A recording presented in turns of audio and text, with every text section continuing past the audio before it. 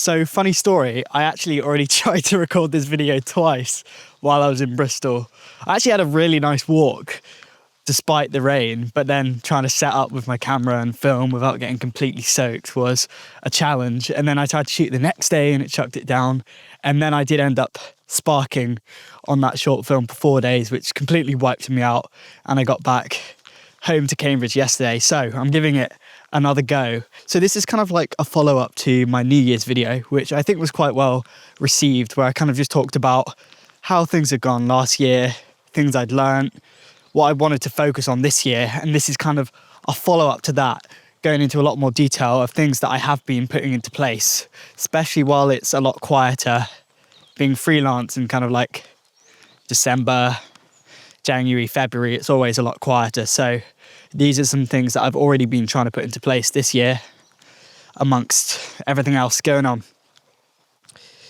I went from a place of kind of like optimism in that New Year's video to kind of self-criticism, looking at my overall positioning mainly. So this video is about positioning and focus and how I want to focus everything in this year. So I'm reading a script off my phone, so if I keep looking down, I'll try not to do it. This involves mostly updating my marketing, but also setting up systems so that when an opportunity comes to me, I am set up for success and I don't have to faff around like, you know, whatever it might be, like with the admin side of things, setting up a proper like project management template or invoices and that kind of thing. Or my marketing might be completely off. And although it's a project that I'm really interested in and fits with the type of filmmaking I want to do, that isn't reflected in my website or whatever it might be. And the work goes to someone else. I'm going to walk a little bit slower because I'm not actually going anywhere. I'm just filming. Don't want to be so out of breath. So this is hopefully a video that's going to be valuable to any creative person, whether you work in-house somewhere for now, or you're working freelance, or you bounce between the two. I think having good positioning is important no matter what creative field you're in. So people know what you're all about. And when they see certain opportunities and projects and other stuff they've watched that they think you might be interested in, they can very quickly and easily think of you because your positioning is so on point. Is the plane going over? The first thing I had down was finding a niche. And this is like the main marketing push that I've been trying to do in January. Hopefully, we're a couple of days out from the end of the month. Hopefully, by the end of January, I won't really have to touch my marketing again. Obviously, I have a social media series now. I have these YouTube videos that I'm going to keep working on. But in terms of like the big stuff, the broad brushstrokes, like my website and stuff like that, and my show reel, that's ready and can kind of stay for a year, maybe longer. Who knows? So firstly, in terms of my own branding, maybe this might be a thing for you guys as well. I'm going to swap arms. My arm is killing. I need like a selfie stick or something. I don't know if this is a common thing for creatives starting out, but my position for most of last year was, especially when I just graduated, like at uni, I shot a load of different things, like a load of genres, different kind of themes and stories. Like you just shoot what you can, whatever comes your way. But that's the point. These aren't real projects. They're just like university briefs. So you can kind of do whatever you want. In the real world, it kind of links back to being at the top of someone's list and having someone thinking of you for a job straight away, especially if it's a client you've worked with before. You want your positioning to be really clear through your website, your branding, your marketing, so that when something comes up, they immediately think of you. Like it's a no-brainer. It's like, yeah, that's what this guy does. So thinking about it in a more businessy way made me kind of reevaluate and want to find more of a niche, because last year, I like over Christmas period, I met with like extended family, caught up with friends that I hadn't seen in a while. They were kind of asking what I'd been up to. And I couldn't really name like one specific project that I was either particularly proud of or had too much to say about, either because I wasn't interested in the project or I wasn't part of the creative process as much. And I was coming in as like a camera person. Some projects I didn't even see the end result of, which is fine. I was happy to stay busy, but now I'm transitioning out of that, like just being busy is good as a baseline, and trying to find and make work that relates to my niche. So this is personal to me, but in terms of the type of work I take on, I'm now branding myself as a filmmaker and documentary DP. So there are certain, like the end goal for me is documentary DP, I think. I'm really interested in the visual stuff, but the type of documentary projects I have in mind that I want to work on are ones that have a big production team, much larger budgets. They require me to be working at a much higher level than I am now. So that's why I've kind of set that as an end goal. That might happen in 15, 20 years, and I'm fine with that.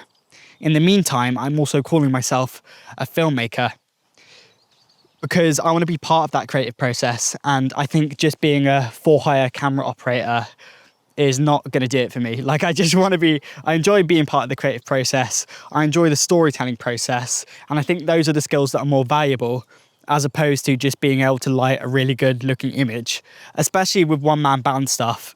I feel like I'm soon going to hit that plateau where, you know, I can't just keep adding like different lights to my interviews and feeling satisfied with it. I want to watch and learn from documentaries and think about where the camera's being placed and how to cover, you know, bigger stories as opposed to just doing like interview and B-roll packages. I'm not saying there's anything wrong with that, and you can probably work through way more projects just doing that and kind of turn things around quicker. There's way less admin, you don't have editing to do, but I enjoy the filmmaking process, so I want to keep doing that. And in terms of like the subject matter, my branding now is a lot clearer. We'll start with my website. I've redesigned my whole website again. For the first time, I think my website actually really works. My website is so simple now. It's just like my name, a picture of me, and a show reel, which is like really focused on the niche that I want to do, which is kind of like outdoor content, working with CICs, NGOs, charities, small businesses, B Corps.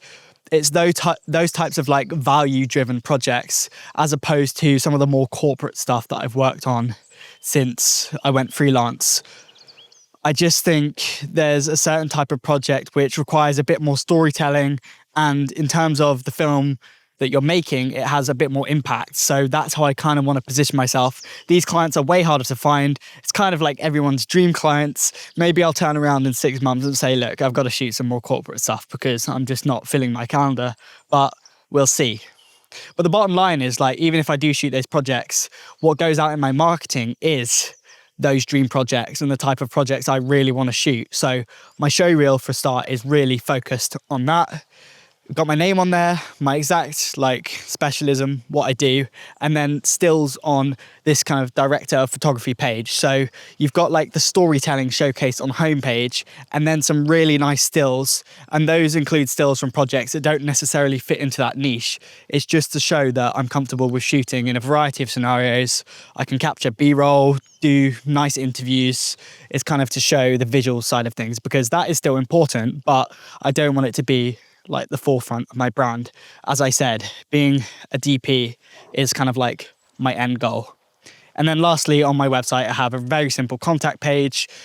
I used to have this like project proposal form where I asked a load of questions about what the project was, you know, deliverables. And I think sometimes people just want to know what your rate is, or like they want to know if you're interested in the project even. So I've simplified that just to make it the easiest possible form for new clients to fill out. I've set it up so it sends me email notifications, and then I can very quickly respond and kind of grab onto a project before they move on to the next person. So that's also important. Just like really simple website. What else have I done? I've made business cards. I don't think you need business cards, and I think they're becoming less relevant. But when you do get in that situation where you're in person with kind of like, not necessarily a high profile client, but someone you want to make a good impression on, especially when you're starting out, a business card is kind of like a vote of confidence in yourself. So this is my card. I thought kind of long and hard about what I would say on it. Again, it's a lot of the same stuff that's on my website and some simple contact details. I also put my own face on the card. I don't know how I feel about that, but I think at this stage, and I'll talk about this in a minute, I'm kind of branding as myself, and I want people to remember me, not necessarily like, I'm not hiding behind a company name. It's just me. It's Henry Makes Films, which at some point I want to set up as a proper company, and there's a lot of good reasons to do that. But right now, my main mission is to work with as many people as I can and basically make a good impression on people. So having some high quality business cards can really help with making a good first impression. And also it's that thing of like, even if I don't work with someone in the first instance, they've got a very quick point of reference that may make me stand out a little bit more to other people. I think maybe like 15 years ago, it's like, everyone has business cards. Why would you make a business card? You know, people probably have piles of them. Nowadays, it's like everyone's on social media. Maybe having a business card will instead make you stand out. So it kind of goes back and forth between how prevalent like being online is. And I think in 2026, everyone is on social media. I think social media isn't what it was even like 2 or 3 years ago, just because everyone's on there and there's so much noise online now. Having a good social presence doesn't really give you an advantage anymore. So business cards, nice idea. Again, I'm hoping this video will age well, but maybe I'll come back and say, why did I do that? That was kind of a waste of time. The other thing I'm doing is having some pin posts on there. So I have like an introduction post to explain the same things, again, just parroting everything on my website, everything I'm saying about myself. It's like, hi, my name's Henry. You know, this is the type of content I like to make. These are the types of clients I like to work with. More of the same, basically, just to get more of my personal brand onto my Instagram, because I think people remember your personality and what you're like, what you're interested in, not necessarily like, oh, he shoots a really nice interview, because as I said, everyone shoots really nice looking interviews. They can shoot good looking frames and so on. You want to be the guy that's remembered for the niche that he works in. Guy or girl, sorry. So that's kind of like my marketing. A little thing I wanted to do as well is a social media series. I'm kind of contradicting myself saying your brand presence or like having a brand presence isn't as prevalent, but I think there's a truth in more people kind of discovering you, or even just like finding out about you through Instagram and your social media pages. People don't click through to websites nearly as much. So it's important that my Instagram does, again, reflect my personal brand. A lot of this is just my personal brand. Like, does my Instagram show the types of films I like to work on, as well as how good I am at setting up, you know, doing a 3-point lighting setup? Like, I think that stuff gets boring really quickly. So I've launched a Instagram series called 26 Stories, and it's just like, that's like one story every 2 weeks. It's like a minute-long video. I'm trying to put the least amount of pressure on it as possible, like I've been doing with this YouTube channel. And I just tell a story about anything. So I've done 2 so far. The first one was about a supermoon, really bright, really big moon that we had recently. The last one until November. And the second one is about my friend doing his 100th park run, which is like a weekly community 5K. You can see they're related to what I'm interested in. They're just things that caught my interest and I want to make a short video about.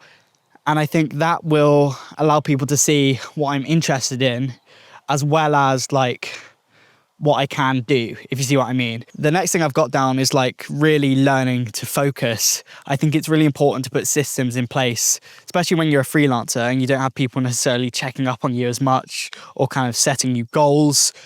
It's important to have structure. I'm really bad at this, especially when it comes to like outreach and stuff. I really struggle with finding new clients, basically, which should be like 50% of the business. When you're not working in-house somewhere, that needs to be taking up way more of my time, but it still isn't. So this is, again, something I'm continuing to work on. And as I said, you know, hopefully this video will age well. A few specific things I've done. This sounds so boring, but these are things that do make a difference, especially because I basically work from home the whole time when I'm not out shooting. I've now got my laptop in like clamshell mode. I've got my computer monitor out, so it's made a big difference. I didn't realize how small a 14-inch laptop actually is. I'd just kind of gotten used to it. So now I feel like I have a proper workstation, somewhere that I can really focus in. That's helped a lot. I've got a whiteboard now. I'm loving my whiteboard. It's really great in terms of helping me to filter through my ideas. And also, like, I used to have this mindset of like, just do it straight away and get it done. And then you can't procrastinate things, you can't overthink things, you just get it out the way, which is good. But because I'm someone who has kind of a lot of ideas, if I did that the whole time, I would never get anything done because I just kind of keep jumping between different things. So that's where the whiteboard has been really helpful, because if I have an idea, I can jot it down and then I can come back to it later. So I've got that immediate, like, okay, it's freed my like mental space. I don't have to worry about that idea anymore. It's down and I don't need to, you know, scramble to find a notepad and piece of paper and a pen. It's just down. And then I can come back to that idea and kind of reevaluate and determine whether it's actually something worth doing or it's just like another, you know, it's just adding to the noise of like things that I need to get done. So I've kind of stopped doing like long-term to-do lists, because I find you just build up a load of tasks that aren't necessarily that important. And, you know, you pick out maybe 4 or 5 of those things that you can do in the day or less and do those really well. And those less important tasks never end up getting prioritized. And also just in a creative sense, like if I suddenly have an idea, I can kind of see that visually, which really helps me to think about it and develop that further. I've also organized all of my hard drives, my media storage. I've got a little crate for those above my desk, which is nice, just to keep everything neat and organized. I'm also always revisiting how I store my footage. I was talking about kind of creating project stills, only keeping my absolute favorite shots for the show reel, and then kind of like purging everything. I now have like a working SSD, sorry, a backup SSD. So I have one hard drive that I work off of, Samsung T7 SSD. It's great, it's 2 terabytes. So that's kind of enough for all of the projects that I have going on, and I need on like a really fast SSD to edit straight off of. I then have a fast portfolio hard drive where I store all of my portfolio clips, which is really helpful because it's nice to have all of those organized on a separate hard drive, as opposed to, you know, when you come to make your show reel, you have to go searching for all of these clips that you don't know where you save them in some subfolder of a project. And then I now have a working backup drive, which is also an SSD. You might see that as a waste of money, but I think the faster transfer speed will save me, especially if I have like 2 or 3 projects that I'm working on that a bit more that I need to back up, and I need to keep like backups of the footage so that if anything happens to my main hard drive, I've got those. If they can be done, those transfers and those backups can be done quickly, it will save me so much time. There's a massive difference between working off an SSD and transferring something to an old hard drive. A lot of my hard drives have like less than half the read and write speeds, so that's important to me. I've got that set up. I'm actually going to stand for the rest of the video because my arm is killing. I keep swapping arms and yeah, I'm just not strong enough. So I'm going to just stand and talk to you guys. It's also getting dark and I have a phone call in like 20 minutes. So I'm going to wrap up my ideas. The next thing is I now have a work phone, which is really helpful. Having everything on a separate phone, so like Instagram, TikTok, all of those social media tools is great because I'm not constantly distracted. It's going back to like being focused and not like jumping between things. I had this phone, it's been lying about for like 2 years and I was like, you know what, it still works perfectly well. I upgraded to this one because it has a slightly better camera and a bit more storage. So making some use out of this one is really nice. And I have a work phone app. Sorry, it's a work camera app on my main phone. So all of my work photos can either be taken on this app or moved into basically a separate album on that app. Firstly, I hate having my camera roll cluttered with work photos, like pictures of cameras and things like that being interwoven with like my personal camera roll, where I don't want any of that in there. But then also when I'm looking for behind the scenes or like marketing stuff, I hate having to scroll for ages and figure out what the date was on that project. When it's all on one album, I can view it way more easily.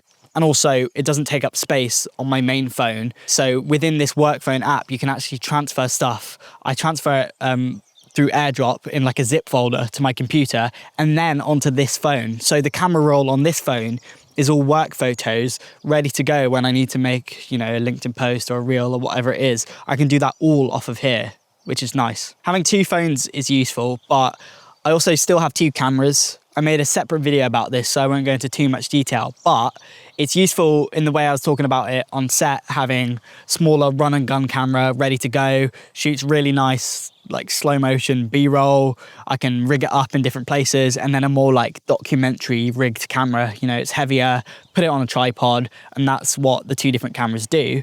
That's also helpful when I'm doing social content and stuff like that at home. So I can have one camera rigged and ready to go for like, you know, whatever scale of project. And then my smaller ZVE1 camera is great for social stuff. And I actually prefer shooting on that for Instagram stuff because it's the features on that camera. That's what it's made for. It's like a vlog camera. So it's got stuff that really helps me when I'm making Instagram content or whatever it might be. The other thing I want to talk about in this focus section is admin versus output. And this kind of links back to me branding as myself and not making it a thing. That's something I learned last year. You can spend so much time making yourself a company and, you know, getting your social media pages set up and trying to be a thing, that you spend more energy being the thing than actually doing what you're preaching. Like, it's like me doing all of this marketing stuff and being like, this is what I want to shoot, blah, blah, blah. And then I don't shoot anything for the whole year. That's what it feels like. So for me, it was like, okay, January is going to be my like rebranding month, or it's going to be the time where I can focus on marketing. End of January, that's when I don't want to spend, look, I've got the stuff rolling over. I've got to be active on these social media platforms, but I'm not going to be actively renewing my marketing. That's something I want to do in January only, and then push that part of the admin aside, spend more of those admin hours actually working on projects and following up with people and so on, and actually making the work. I mean, that's what is important. That's what I want to do. That's what the end goal is. So not losing sight of that, because it's so easy to do. There's so many things you feel like you can be doing that don't actually help you make the work and improve your work. I put here, my biggest fear is the plateau. And that's what is really good about freelancing. There's a lot of things which I hate.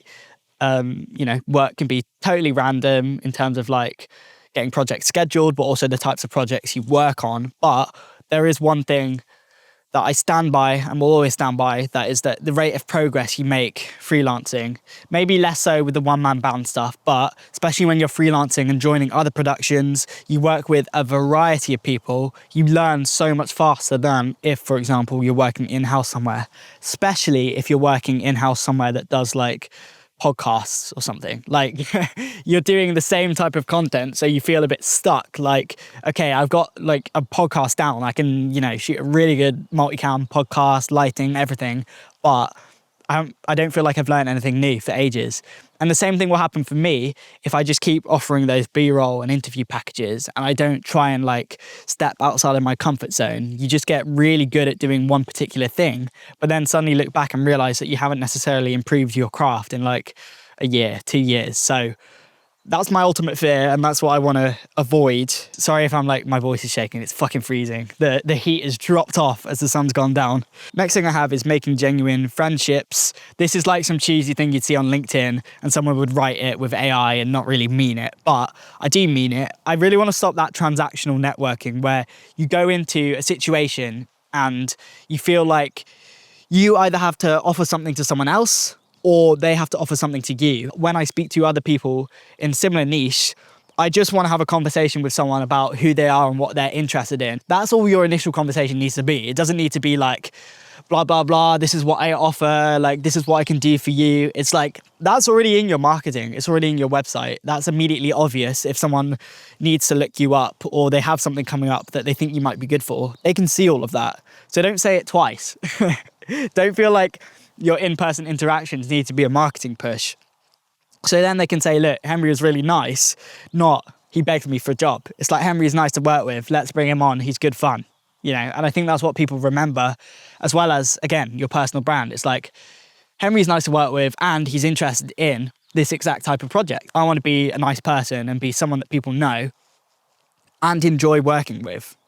So I put down here, be nice to everyone and do good work. Okay, I'm walking again because it's way too cold. I'm going to start heading home as well. It's just getting a little bit too chilly and too dark now. The last thing I wanted to say in this kind of like networking section is I want to see what we can do and what I can do with streamlined production. So hopefully I'll get to shooting more projects where the budget level is a little bit higher and the client can afford to bring other people on, and then just seeing what we can do with 2 or 3 people as opposed to just me. And I'm already working on projects with a couple of people, which is like already we're trying stuff like, I put down some of the combos here, like director DP and producer editor, or DP editor and producer director.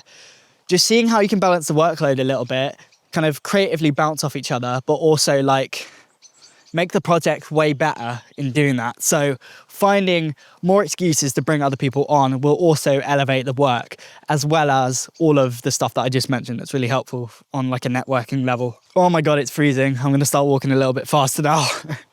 The last thing I have is about patience and discipline. I put down here, slow down, which is ironic because I've started walking really quickly because of how cold it is.